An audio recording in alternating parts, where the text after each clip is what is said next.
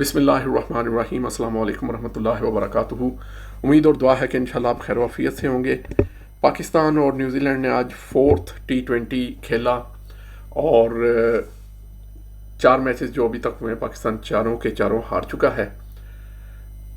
3 matches पे मैंने तबसरा किया है। आज 4th मैच में भी उसी तरह की तकरीबन गलतियां हमने की हैं, तो बार बार एक बात रिपीट करने को दिल भी नहीं करता।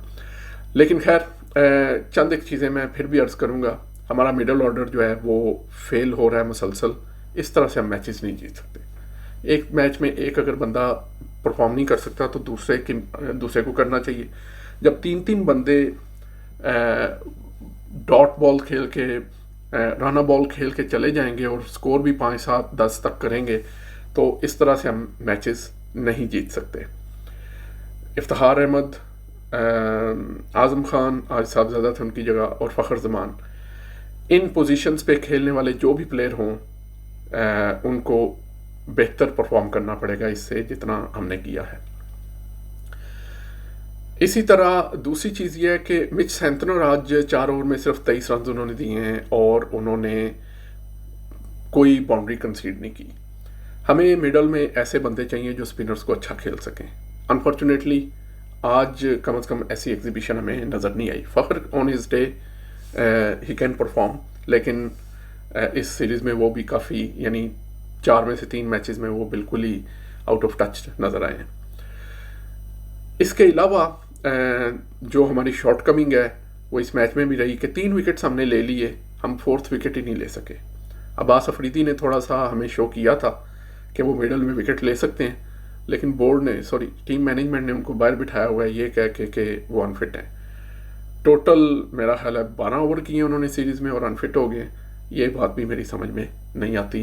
मुझे समटाइम गुमान होता है कि ये अनफिट का मतलब ये है कि जिसको बाहर बिठाना हो अनफिट का बहाना लगा के बाहर बिठा दें। बोर्ड के पास वो वाली गट्स नहीं है कि सच बोल के बाहर बिठाएं और अपना ब्रेन हमें एक्सप्लेन कर सकें कि हम किसको क्यों खिला रहे हैं।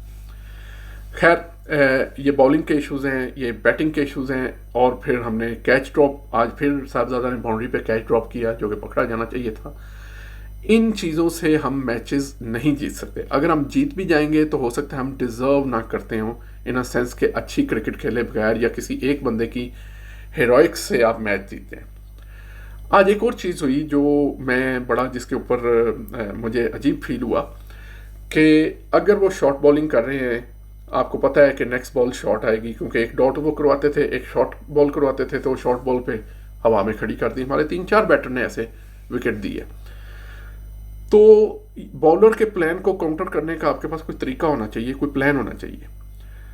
या आप मतलब स्कूप करने जाएं या उसको सिंगल लेके स्ट्राइक रोटेट कर दें, ताकि बॉलर जो है वो थोड़ा सा फ्रस्ट्रेट तो हो कि मैंने इसको सेटअप किया था और इसने वो शॉट नहीं खेली जो मैं इससे खिलवाना चाह रहा था। हमने ऐसा कुछ नहीं किया। मुझे ख़ासतौर पे फ़खर जमान और इफ्तिखार ये बहुत क्रिकेट खेले हुए हैं, ये डोमेस्टिक में भी खेले हैं, इन्होंने 4 रोज़ा भी खेली हुई है, इन्होंने वनडे भी खेला हुआ है। तो ये चीज़ उसमें नज़र आनी चाहिए कि hold yourself for some time, थोड़ा सा पिच को रीड करो।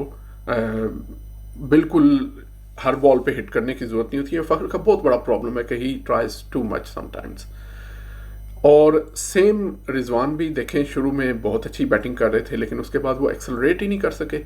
अब उनका इवेंचुअली स्कोर अगर आप देखें तो वो 142 का स्ट्राइक रेट तो है, लेकिन T20 में अगर आप 18 ओवर खेल के आ रहे हैं, 2 ओवर में आपको 21 रन चाहिए 100 करने के लिए, तो बैट्समैन अपने लिए ही चला जाता है करने। अनफॉर्चुनेटली वो भी नहीं कर सके। आखिरी 3-4 ओवर्स में मतलब बाउंड्रीज ऐसे थी जैसे लग ही नहीं रही। नवाज के ऑफकोर्स 3 छक्के लगे हैं, उन्होंने लगाए हैं तो लगे हैं, तो अदरवाइज बहुत ही बोरिंग बैटिंग की पाकिस्तान ने पावर प्ले के बाद। तो ये कुछ चीज़ें हैं जो मुसलसल हम उन पे बात कर रहे हैं। अब पता नहीं इसका सोल्यूशन क्या है। एक सोल्यूशन तो ये है, मैं जैसे सोच रहा था कि अगर डोमेस्टिक T20 जैसे हुआ है और उसमें जो टॉप परफॉर्मर निकले हैं ना मिडल ऑर्डर के, वो आज़म खान निकले हैं, तो या तो मुझे ये लगता है, मैं ये मान ही नहीं सकता कि पूरे पाकिस्तान में आज़म खान को टक्कर देने वाला मिडल ऑर्डर का बैट्समैन ही कोई नहीं है। या तो डोमेस्टिक में जो लड़के सिलेक्ट हुए उन टीम्स में, उनकी सिलेक्शन में मसला था, वहाँ पे इन पोजीशन के ऊपर सही लड़के सिलेक्ट नहीं हुए और वो बाहर बैठे हैं कि हम उन्हें देख ही नहीं पा रहे कि कोई और खेल भी सकता है या नहीं। या मतलब मुझे नहीं समझ आ रही कि ऐसा कैसे हो सकता है कि पूरे मुल्क में आज़म खान की टक्कर का बैटर ही मौजूद ना हो।